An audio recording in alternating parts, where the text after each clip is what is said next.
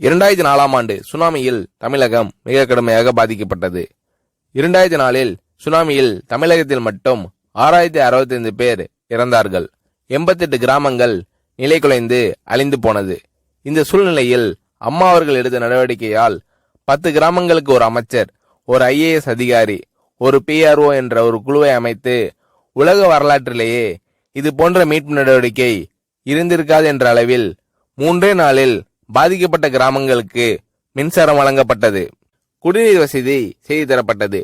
இந்த மின்னல் வேக நடவடிக்கையால் அப்போதிருந்த இந்திய ஜனாதிபதி அப்துல் கலாம் மற்றும் அமெரிக்காவின் முன்னாள் அதிபர் கிளின்டன் ஆகியோரின் பாராட்டுகளை அம்மாவின் அரசு பெற்றது.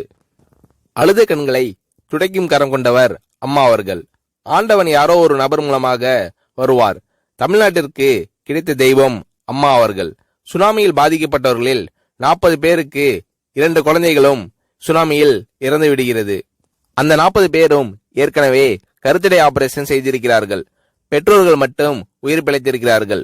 உயிர் பிழைத்தவர்களுக்கு இனி குழந்தை கிடையாது என்ற நிலையில் அவர்களுக்கு கருணைவு ஆபரேஷன் செய்து அவர்களில் பல பேருக்கு குழந்தை பிறந்து அந்த குழந்தைகள் இன்று பள்ளிக்கு சென்று கொண்டிருக்கிறார்கள்.